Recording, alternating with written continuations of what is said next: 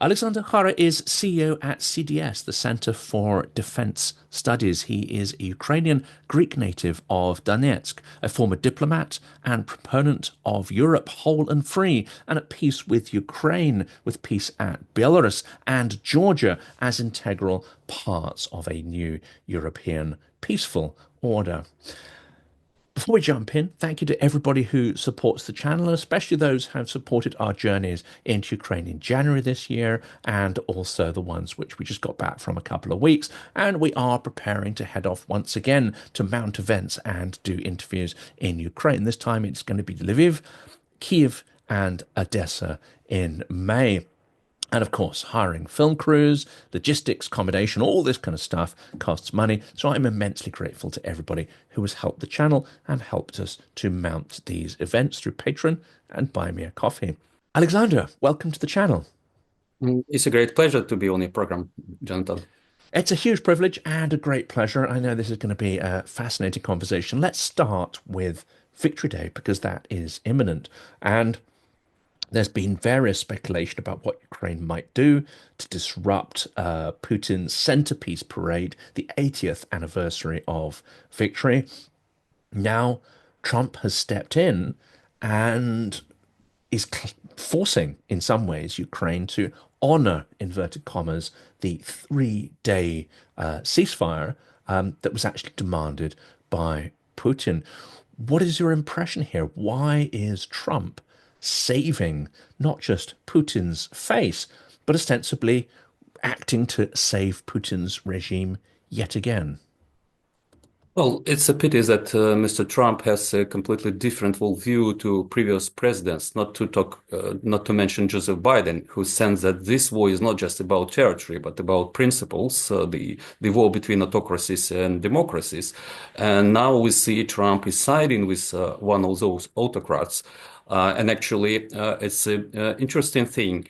Throughout modern history, each and every American president wanted to start from a blank page relations with Russia, and each and every president end up with a worse relation one can imagine, for the simple reason because neither values nor interests are in line. I mean, between the United States and Russia.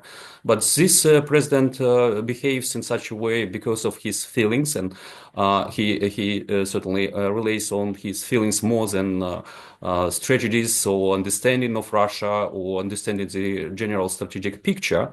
And I believe partially the reason, let's say, analytical backup to his worldview, he believes that it's possible to get Russia out of the Chinese embrace and at least to have a sort of neutrality of Russia. And by doing this, he believes he can solve the major strategic problem of the United States, which is to deter China in the Indo-Pacific. And I believe that those two, I mean, irrational things and a rational justification of such actions. And finally, I believe, and it's a genuine thing, he believes and he dislikes war. Which is absolutely natural thing, but he does not understand that sometimes to stop the war you need to win the war and not to just to suppress the sides and particularly the victim of the aggression. I think it possibly goes beyond that, doesn't it? He seems, from some of his previous comments, that are either insensitive or even disparaging of those in service, those who fought, lost limbs, even lost lives. I think he fundamentally doesn't understand why someone would do that, why someone would place honor over, say, a more transactional or asset-driven view of the world. Do you get that impression? And would that also cloud his understanding of geopolitics? Well, you're absolutely right. He criticized John McCain and people alike, even though they fought for the interests of the United States. Certainly, we can criticize the U.S. foreign policy, or some elements of its foreign policy, some wars that the United States has been engaged in. But in general, he disregards these people, and certainly he has this commercial mindset. He believes in deals. Sometimes. There is no possibility to achieve a deal. Like in the conflict between Russia and Ukraine, The Russians have the zero-sum game mindset. Second, they are fighting for greatness, and it's something that you cannot convert into money.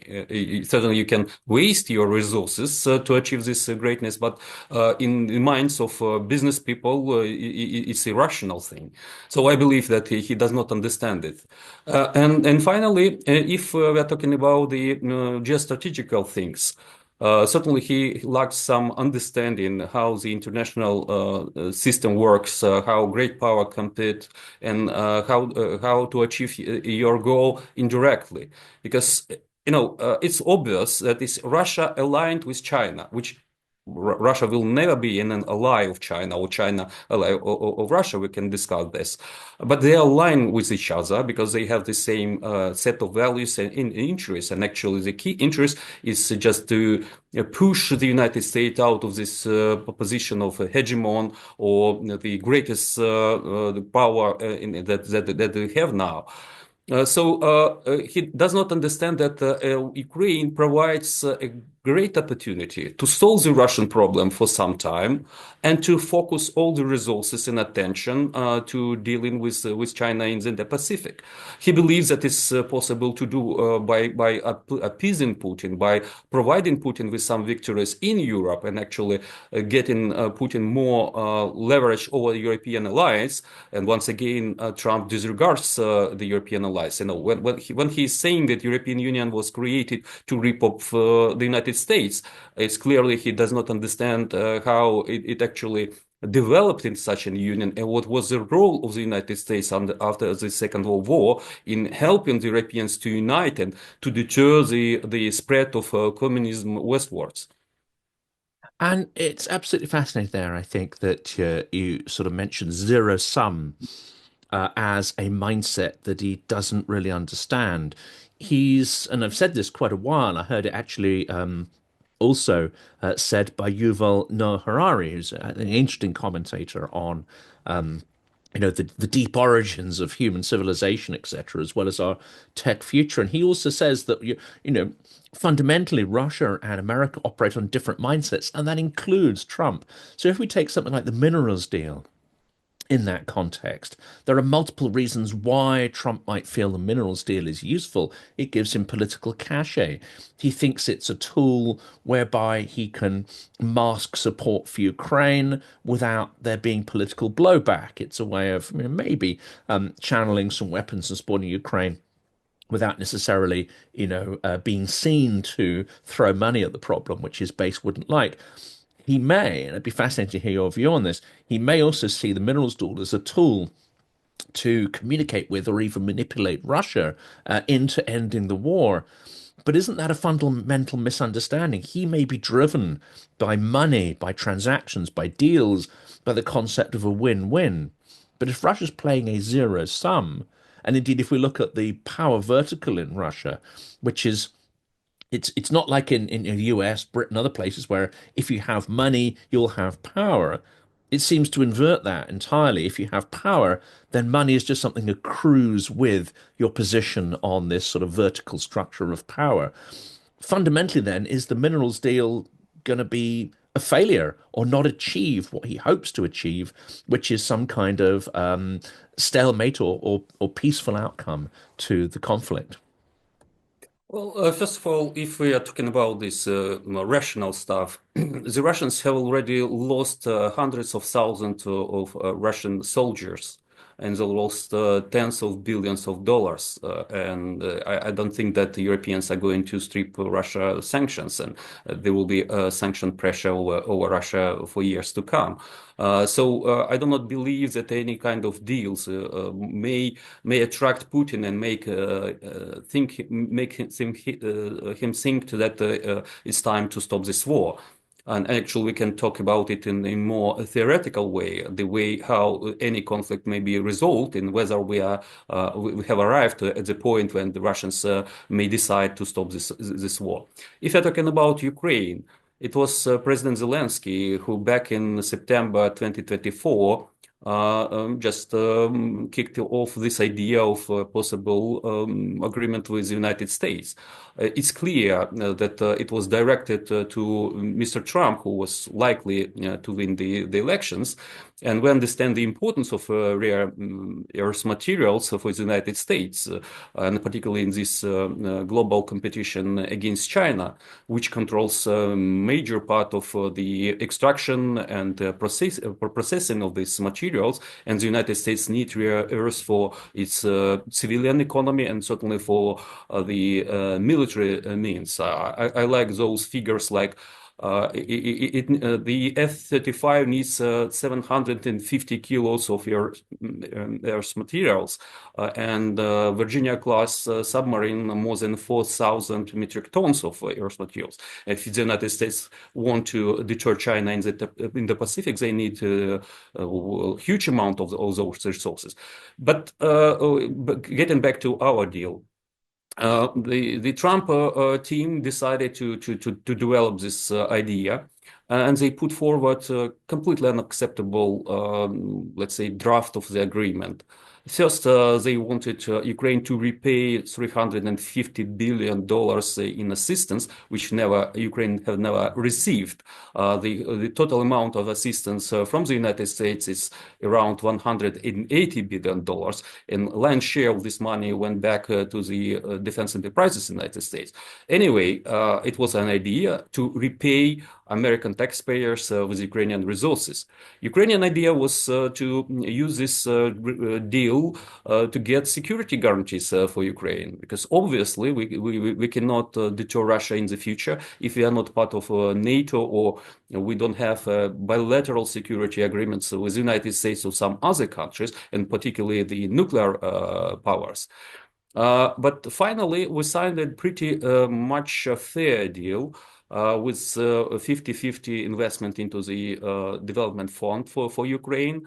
And I believe it may be a sort of a lend-lease for Ukraine, where Americans may donate some weapons and ammunition and other stuff to Ukraine, and then we can calculate the whole amount of money as an investment into the fund. And then when we got those revenues out of this fund, Americans will get the money back.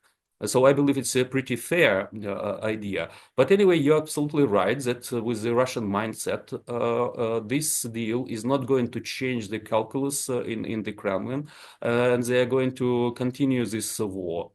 And finally, I'm not sure that the ideas that the Trump administration tries to put forward to the Russians are digestible or such, let's say, attractive for the Russians.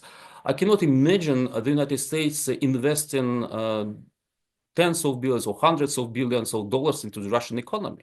They want just to strip sanctions from Russia and to have some deals, which is not going to, let's say, compensate the losses that the Russians suffered from this war. So I don't think that is in a rational way. The Russians are ready to accept this deal in exchange of stepping back from China and playing a more positive role in the Middle East. And I've just had an interesting conversation with someone who was a former editor of the Moscow Times, and it touches upon this to an extent, which is the idea that Putin can no longer give up the idea of war or the central role that warfare plays to the Russian economy.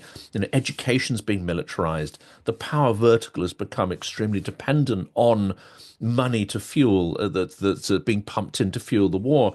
The Russian provinces have seen an injection of cash, which they have not seen since, well, Soviet times, really, with the wages often going to sort of volunteers and conscripts, which tend to come from the poorer areas of Russia. And we hear from the interviews of Zolkin that many people are motivated by money because, quite simply, they're earning more than they can ever hope to earn. And if they die, the lump sum payment for their death is, in many cases, it would exceed what they could earn in a lifetime of earnings. So the economics are very much geared towards warfare, and the whole population is sucked into that. Would Putin, therefore, we're going to see these games around negotiations, but ultimately, is Putin now dependent on warfare? And is the system he's built dependent on warfare until the point where his regime ends? Well, I think you are right. But first and foremost, the Russians are trying to achieve several goals, strategic goals in this war. Firstly, it's to control Ukraine because of our resources, geostrategic position, and most importantly, our access to the Black Sea, something that is crucially important for Russia, not just for trade, but to project its power beyond the Black Sea region into the Mediterranean, Northern Africa, and most importantly, the Middle East. And certainly he can lose many more people and many more resources to achieve this goal. And the other goal is to establish a hegemony in Europe, because Russia cannot regain its great power status without demolishing NATO, at least the European part of NATO, and trying to succeed in dividing European nations. So these strategic goals are in heads of Putin and his circle, and that's why they're not going to stop doing this. And that's why a lot of nations, in particular the Baltic nations and Poland, and to some extent Romania, are worrying that if there is a ceasefire in Ukraine, the Russians may relocate some resources to their borders, and they may provoke those countries to test the will of the NATO. Because there is no need to occupy any of those countries in their entirety. There is a need to occupy a part of that territory and then try to negotiate a compromise, which would mean that Article 5 doesn't work anymore. So those strategic goals that are in heads of Putin, he will proceed with that unless he has no resources or his political regime crumbles.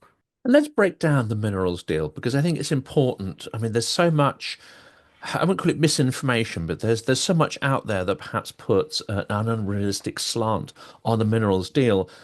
We saw various versions of that that were highly abusive, especially the one that followed the confrontation in the Oval Office. The second version of the minerals deal seemed to be far more equitable towards Ukraine, and now we have one which perhaps is the most rational and balanced from Ukraine's point of view. What is the understanding of the limits of this deal? What does it contain? And what does it perhaps preclude? Because there was worries that the previous minerals deal, firstly, created huge financial commitments, as it were, with very little benefit to Ukraine, but also could have closed the door on European integration in the way it was worded and structured. What's your understanding of the current agreement, and how does it benefit or limit Ukraine's future economic development? Well, let me start from afar. The notorious meeting in the Oval Office on February 28th, and one of the reasons why there was such a heated discussion that Mr. Zelensky wanted to convey to Trump and GD Vance that Putin should not be trusted and that Ukraine needs security guarantees, not just after the war, but during this ceasefire. And certainly the United States are not ready to provide the security guarantees. They are not interested not just in securing Ukraine, but to some extent in securing Europe in general. Even though they step back from their previous rhetoric, but obviously they are going to retreat from Europe sometime in the future. So we, as a country, didn't achieve one of the key goals in this deal. We didn't change the mind of Trump to provide us with security guarantees and first and foremost membership in NATO, which is a pity for us. But from the other hand, we involved Trump. We changed his rhetoric, and he is not critical of Mr. Zelensky, at least so far. And we believe that it will be mutually beneficial because we need foreign direct investments into Ukrainian economy and particularly this sector. And Ukraine possesses huge amount of resources and natural resources.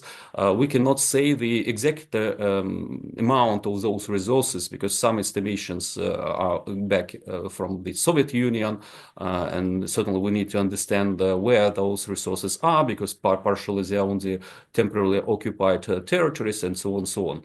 But anyway, this agreement is pretty fair.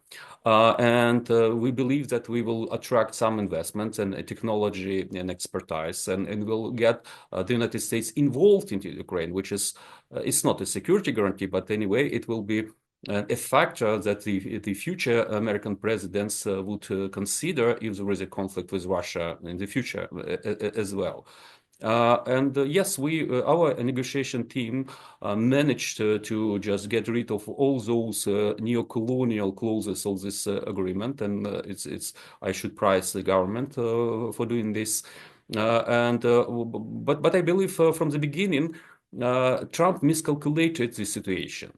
He believed that Ukraine is not in position of strength to negotiate a better deal. He believes that we are losing this war, and he was saying about millions of people lost, which is not the case. He thought that the Ukrainian forces were surrounded in the Kursk region, and we are about to lose this bridgehead in Russia. And certainly the political position of Zelensky is shaky. But actually, this meeting in the Oval Office boosts popularity of Zelensky in Ukraine. It's not just because Ukrainians love him and support him. Majority of Ukrainians support him. No, we believe he is a wartime leader, and we should not destroy our national unity. And we can criticize him, and possibly we will vote him out of the office after the war is over. But now we need to rally behind him to support what he's doing diplomatically and militarily. So that's why there was a huge support from Ukrainian nation. But most importantly, there was a wave of the words of support from the European leaders. And after that, there were several meetings, like the extraordinary summit in London, and then the meeting of the EU leadership in some other events, and the Europeans decided to step up their support to Ukraine. So that's why we are in much better position in terms of the support, international support, and societal support for Mr. Zelensky now than it was before this meeting. And finally, as I said, that this administration is not willing to provide Ukraine with security guarantees, is not willing to vote another package of assistance to Ukraine. So what are we going to lose if we worsen our relations with the United States? Certainly, we would love to keep these relations at least in such a shape that we enjoy now. Because the United States are providing us with assistance that has been voted by previous Congress and previous president. But anyway, it's going to run out, and we will get nothing after that period. So that's why there was no leverage of the Trump administration over Ukraine in this particular case. Not to mention the case of so-called peace proposals that actually the Russian wish list that Mr. Witkoff brought from Moscow, and the Americans decided just to impose on Ukraine. We are not ready to accept those proposals, and we are not in position to. I mean, if we were about to be defeated, it could have been a different case. But we are not in that position, fortunately, and I don't see that we will be in such position anytime soon. And even if the temporary rhetoric of Trump sort of flip-flops between being critical of Ukraine, or as in the current phase, it's sort of toned down and a little more positive, and actually we see some actions, at least, in the export licenses granted for $50 million worth of equipment. Now, it's a drop in the ocean, but at least it's the first such authorization of military help. The longer term signals, which of course mainstream media assiduously try to avoid interpreting, but the long-term signals are perhaps far more troubling. And I see a book by Kissinger there on the shelf. And the longer-term signal seems to be that Trump's aligned with this idea that sovereignty is only for large imperial blocs, for countries that are able to defend their economies, defend themselves militarily. And that, of course, implies that smaller countries could potentially be swallowed up or come into the orbit of these. That's obviously a very dangerous philosophy that goes entirely counter to the American-imposed system after the Second World War, and the concept of sovereign borders being sacrosanct. Do you see in these sort of longer-term trends a far more disturbing picture emerging of the relationship that US may well have with various countries around the world and autocracies, it has to be said? Well, yes, but even if we proceed from the realist point of view, so the international relations is chaos, and there are actors that they are gathering the national power to achieve their goals, and so on and so on. But look, these centuries about the rivalry or contest or competition between the United States and China, and the United States is not a superpower anymore. It means that they cannot develop or they cannot impose their rules on other countries. So that's why, and certainly we understand that the Americans are losing this long-term competition in terms of the military capabilities, and particularly deployed in the Indo-Pacific. So it means that the United States need to have allies, not just in the Pacific, like India, Japan, South Korea, Australia, and the United Kingdom as well. They need to have other partners that may participate in the deterrence actions in the Pacific, or at least they would not support China. So that's why, even from the realpolitik point of view, you need to have alliances to support your strategic aims. The second thing, I understand that Trump believes that his strongest card is his unpredictability. But from the other hand, for business, and we've seen it in the United States, with a huge amount of money being just evaporated because of the tariff war that he imposed. The latest figures that I saw, 6.6 trillion, dollars evaporated from the markets, the American market. So the predictability or stability is something that really important to businesses, and it's something important to the international relations. So you need to frame your relations with your licensed partners in such a way, and they should understand what to expect from the United States. So that's why I believe that Trump finally will face the wall with Russia, and because Russia is not going to step back from China for many reasons. Secondly, they would understand that there should be some stability and predictability of actions in the United States, and there should be some clear strategies how to achieve these strategic goals of the United States in the Pacific, in the Middle East, and elsewhere. Because otherwise, the United States would be just a lone power facing huge challenges everywhere, and coping with its domestic troubles. So it's not the America great again in any way.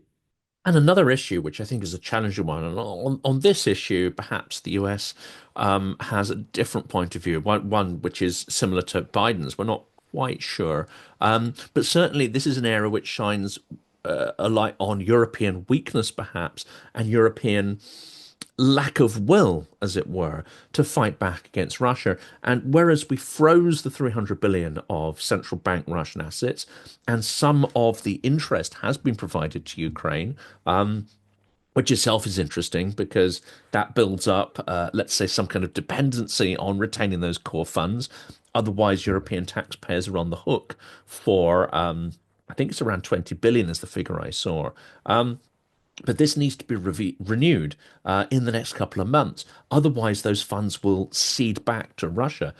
Now, this has several angles here. I mean, there's the European inability to see the world strategically and through the lens of defense, rather than letting sort of bean counters, manage something like these funds. But there are many other implications. That money could transform Ukraine's ability to fight on for a number of years. Equally, it could transform Russia's ability to keep fighting for a few years. What's your take on this and the importance of that pot of money, and what should happen to it? Well, first of all, I believe that the Europeans are trying to get rid of this cognitive dissonance for years. They are in illusion that the major war could not happen on European soil. And certainly they didn't react properly to the Russian aggression against Georgia back in 2008, not to mention the wars in Chechnya in Russia. And 2014 hasn't been a wake-up call for Europeans. And actually, I should praise the United Kingdom, the only Western countries that step in and started to support Ukrainian defense capabilities, and particularly naval capabilities. And certainly the turning point was into 2022, but the West has not realized that the world has changed drastically, and there should be some radical change of thinking. I'm talking about the investment in their own defense and deterrence capability, not to mention the assistance to Ukraine. And the other thing which is under radar yet in Europe, Russia is in war with Europe. Certainly, it's not a hot war. But if you're talking about subversion, interference in political affairs, cyber wars, acts of sabotage and political killings on European soil, it had been here for decades, to start with Litvinenko and some other people. So that's why I believe there should be a change of mind in Europe, that the previously defined and previously worked out agreements and international law of peacetime cannot be applied to this period. And there should be some changes to mindsets and then legislation and the posture, how to deter Russia and how to actually deter not just Russia, but China and some other malign actors. And if there is such a change, there will be change of mind with regard to this 300 billion euros that are in Belgium now. And I understand why this small country doesn't want to lose this money, because actually they're making profit out of it. Second thing, they believe that there will be some negative consequences if the Russians would take this case into courts, and there is a high chance of Russia to win such a case. But if they look at this situation from the other point of view, if this money goes back to Russia and Russia will have a boost to its military economy and boost to the ability to reconstitute its forces, Russia may attack NATO countries sooner, not just in 5 years, as some countries estimated, but it can be in a couple of years, and it will be huge cost for whole of Europe, and it will be much greater than 300 billion euros. So that's why this money is not just about risky decision in terms of the legal consequences or stability of European Union currency or something else. It's about survival of Europe. It's about survival of Ukraine. And that brings to mind a quote which I think you shared on LinkedIn or X or both, and that was from the French Foreign Minister Jean-Noël Barrot, who said, "I've heard many times that Russia say they don't want NATO at their borders. Well, we don't want Russia at our borders either." This, however, is the reality. We have a malign Belarus and a very malign Russia on European borders. This also potentially sheds light on this trope that actually it's NATO aggression that triggered the war, as opposed to NATO being the last barrier or the only protection against Russian aggression. If you want to flip that around, what do you? Oh, first of all, what attracted you in that quote? But secondly, ultimately, won't a peaceful Europe need to include a democratic Ukraine and Belarus if we are to have a secure border against Russian autocratic imperialism? Well, first of all, the Russians exploit this misunderstanding in the West, and particularly among ordinary Europeans or Americans, about the fact that actually it's not a fact, it's fake that NATO provoked Russia. Firstly, I wouldn't say that NATO has been expanding towards the Russian borders. I would say those nations of the Central and Eastern Europe escaped from the possibility of being absorbed to Russia again. So it's a bit different perspective. Secondly, back in 2014, when the Russians illegally annexed Crimea and started a proxy war on Donbass, Ukraine was a non-bloc nation. It's just after several years after the invasion, we amended our constitution and set the priority of gaining membership in NATO and the European Union.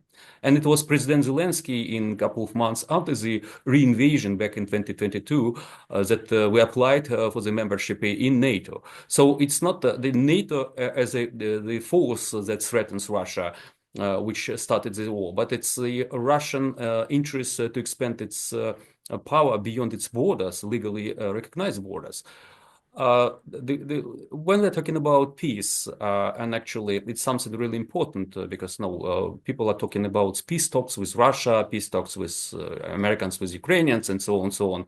May I bring the definition of peace by Michael Howard, a British military historian.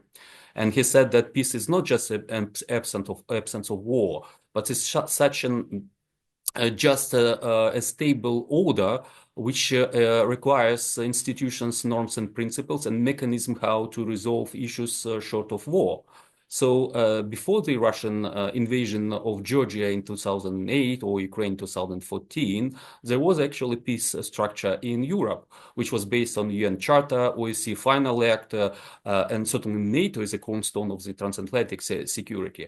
But it's not relevant anymore because Russia disregards all those basic principles of international law and international structures that preserved peace since the Second World War. So that's why we cannot name this process that is going on between Russia and the United States as a peace process. It's a completely different story because as a result of that, there would be no new security architecture in Europe. And secondly, I'll bring another theoretical thing to the table. There are just four ways how any conflict can be resolved. It's win-win compromise, which is, as I said, is not in Russian political culture. They have this zero-sum game mindset. Second thing, it's a military defeat of one of the sides. It's not Russia hasn't been defeated, and Ukraine is not defeated either, and there is no prospect of that. The other thing is the unbearable cost, and we talk about it. For the Russians, greatness is something really important. They can bear the huge cost in terms of human life and resources that they are losing to achieve this greatness. That's why it's not a case in our particular case. And exhaustion of resources. Fortunately, we have our Western partners who supply us with resources and they help us in various ways. And unfortunately, there is China, India, and some other countries, and actually some European countries who are buying Russian energy, who are helping Russia to carry on this war. And anyway, it's possible to win this war if there is enough capabilities that our Western partners may provide us with, and particularly air power. And after that war, we need to have security guarantees. And the only security guarantees that we may have is a NATO membership for two reasons. First, it's a nuclear umbrella, and we understand that Russia is a major nuclear power. They have the same number of the ICBMs as the United States had. But if you're talking about tactical nukes, they have way more than the United States possesses. And second thing, we need collective defense clause because Russian mobilization pool is 4 times higher than in Ukraine, and given the difference in demography. So that's why we will not be able to deter Russia in the future or to defeat Russia in the future if there is an end to this war anytime soon. So that's why NATO membership is something that we should pursue, and certainly we should not rule it out, even though Mr. Trump said that it's not an option for Ukraine now. But there will be another president in the United States, and there will be different political situation in Europe, and there might be a window of opportunity for Ukraine, like it happened to Sweden and Finland. So that's why NATO is a cornerstone of the European security architecture. If even if there is retreat of the United States from NATO or from Europe to some extent or completely, the Europeans will make up some new structures, and I believe Ukraine, with its defense capabilities, with its let's say geostrategically important position, would fit perfectly into this structure. And as you mentioned before, and I am fan of this idea, Europe whole, free, and at peace, with Ukraine, Belarus, Moldova, and Georgia as a part of this structure. This is the only way how to stop Russian imperial advancement. Because if there is a possibility for them to conquer the neighboring countries to their west, they will do it. And that's why, to stop Russian aggression against Ukraine and potential aggression against Europe as a whole, we need to shape Europe with all those countries as a part of, I mean, politically, in economic terms and other terms as well. And I believe it will be something really good that may happen to Russians. They will think about their own lives, how better to change the political structure, how better to use the rich Russian soil and to enrich themselves and to live properly, better off, I mean, for the general public, not just for Putin and his minions around him. So Russia's defeat is something which would serve the global peace, the security of Europe, certainly Ukraine's future, and for the benefit of Russians. And sort of concluding question, it seems, however, that in observing the 3 years of full-scale war, Europe and indeed the West, broadly speaking, at best, has strategy for Ukraine's survival.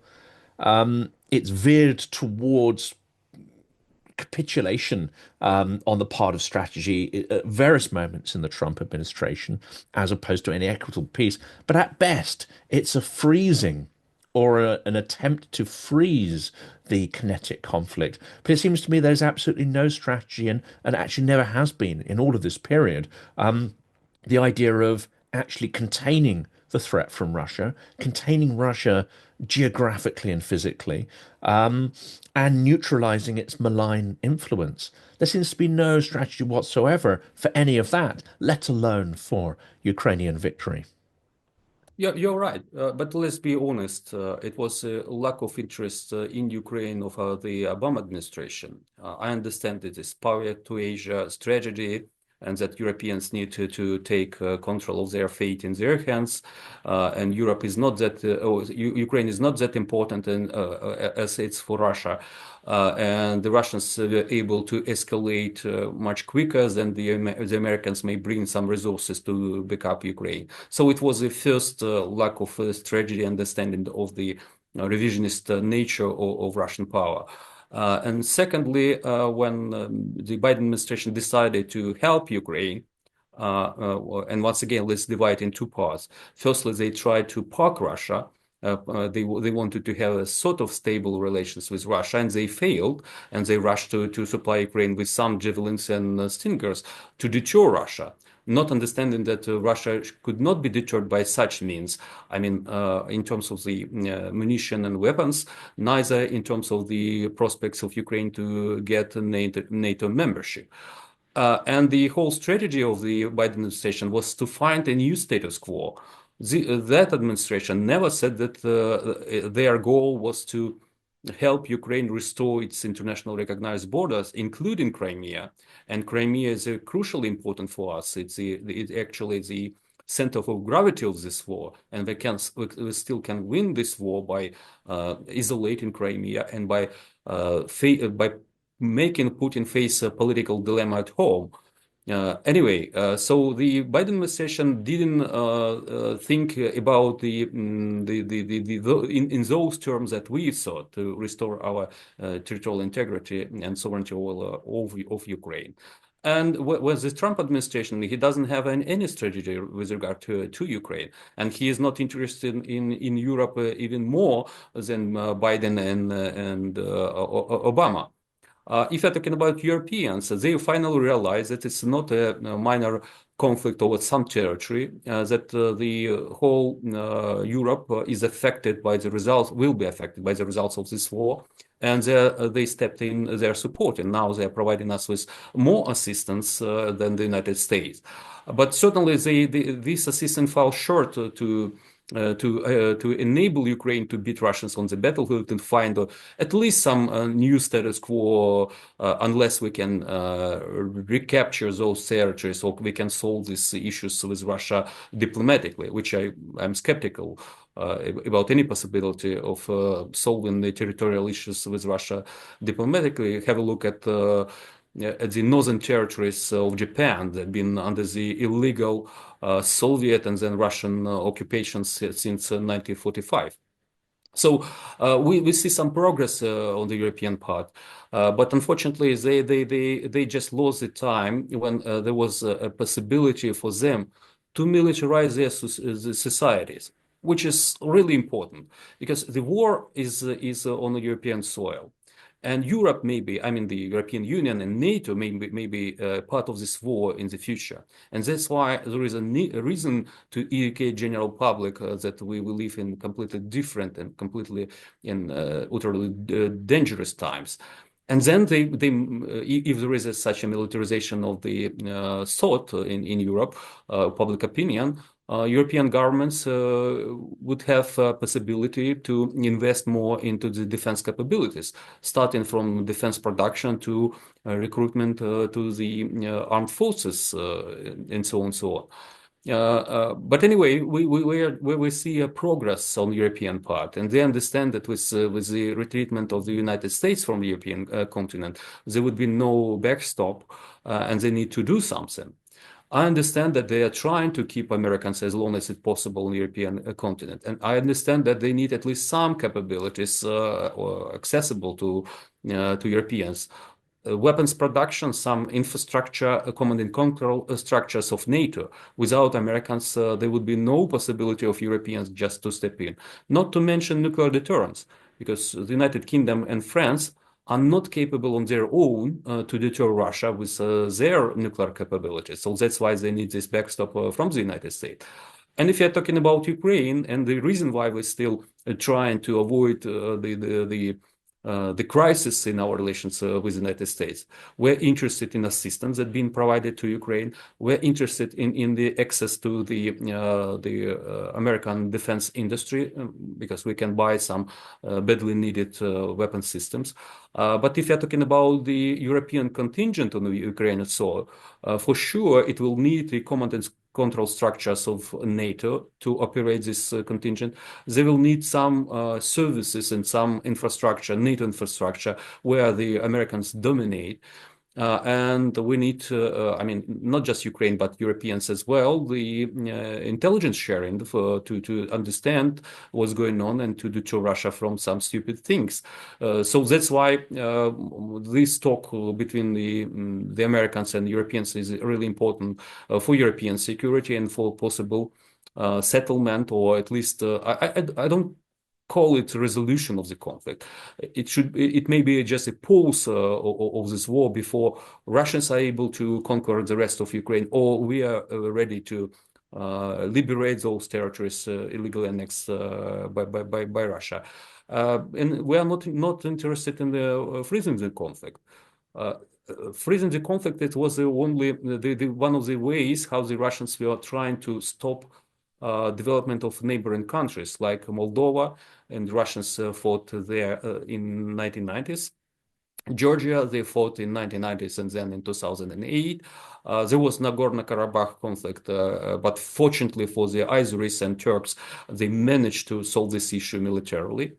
And now Ukraine with almost 1/5 of territory being under the Russian occupation. And not to mention that if we freeze the conflict and Crimea is in Russian hands, it means that Russia would threaten the whole of Ukraine because of their land forces, because their missile forces, and their Black Sea fleet capable of targeting all Ukrainian cities with their missiles. and actually not just Ukraine, but the whole European continent as far as the British Isles. And I should mention that the Black Sea Fleet carries not just the regular missiles, but nuclear-capable missiles. And that's why Crimea, liberation of Crimea should be of interest to European partners. And once again, I will mention that Crimea is a power projection tool into the Mediterranean, Middle East, and Northern Africa, where the Russians are capable of hammering the European interests. Back in 2015, when the Russians intervened into the Syrian civil war, by bombing the Syrian cities, they generated millions of refugees to Turkey and Europe, shaking the political and social stability in some countries, and particularly in Germany, and they can do it once again. And certainly they will operate in the Mediterranean, which would undermine the security of whole European Union and NATO. So that's why freezing the conflict and particularly leaving Crimea in Russian hands would not serve Ukraine, neither the Black Sea countries nor the European countries in general. And finally, the issue of international law. We usually say that, if the principle of international law, like sovereignty and territorial integrity, compromise here in the Black Sea, in case of Ukraine, why and what on earth can deter China from seizing Taiwan or some other countries elsewhere? What would stop some bad guys to acquire nuclear capabilities? Because they see impunity is something that is guaranteed by nuclear potential of Russia. So that's why it's better to have nukes and the international security guarantees or international law does not provide this security to many nations. That's why many other nations like Poland, Germany, Egypt, Saudi Arabia may think about nuclear deterrence capabilities. And it means that if Russia achieves its goals in Ukraine, it means that there will be more nuclear proliferation, which is not good for the humanity. Not least Ukraine itself may seek a nuclear deterrent or a nuclear umbrella in order to have genuine sort of security guarantees rather than fictitious ones. So the last sort of very sort of quick question I'll throw at you there is given the at times abusive and coercive nature of the negotiation process, given the hollowness of that process that you've described, and the fact that at best these so-called negotiations are only a temporary pause in hostilities before they're reignited again, might Ukraine not look at this and say, do you know what? It's far less costly in some ways for us to continue fighting and to reject the imposition of these conditions, which are illegal and don't align with Ukraine's future economic, political, and security interests. You're completely right, Jonathan. According to the latest opinion polls, 80% of Ukrainians are against any legal territorial concessions towards Russia. Only 5% of Ukrainians would agree on, let's say, acknowledging that those territories lost to Russia. Because the Ukrainians understand that it's not possible to have a last peace with Russia. Let's have a look at the history of Russia. Back in 1996, Russians signed an agreement with Ichkeria, with the Chechen Republic, just to conquer this republic in 3 years. So Ukrainians understand that. Secondly, we believe this war has a clear genocidal nature. And we've seen it in many places, Bucha, Borodyanka, Irpin, and Mariupol, and many other places. So we cannot agree on any territorial concessions with Ukrainians living on those territories, because they live almost in gulags. They've been suppressed. And many of those, my compatriots from Donetsk region, from which I came to Kiev, lost their lives fighting against their compatriots since 2014, because Russia is an empire, and certainly it absorbs those resources and turning it against other nations to conquer further. And we remember our bitter history back in 20th century. Ukraine's People's Republic lost to the Bolsheviks. Unfortunately, at that time, there was no national unity in Ukraine. and the only Ukrainian ally, Germany, lost the First World War and was not capable of helping Ukraine. Unfortunately, at that time, the British Empire and the United States were helping the white forces, the imperial forces of Russia, and we've been fighting the Bolsheviks, the whites, and some neighboring armies on our territory. So we lost our independence in that war. And after a while, we had this genocide Holodomor in 1932-33. And we lost up to 4 million of Ukrainians. And then many Ukrainians that were incorporated in the Soviet empire of evil fought the wars against other nations, like the Baltic nations, like Finland, in many other places. So we remember this bitter lesson of history, and we should not allow to repeat this, even though people in Washington do not understand Europe in general, Russia particularly, and the implication for Ukraine, for the whole European continent of possibility of Russia prevailing in this conflict. Alexander, it's been a great privilege speaking to you, and there is so much information, useful information and insight from this conversation. I know the audience will find huge value in it. Thank you so much for being so generous with your time and sharing your experience and insights with us. The pleasure was all mine, and thank you for having me, Jonathan.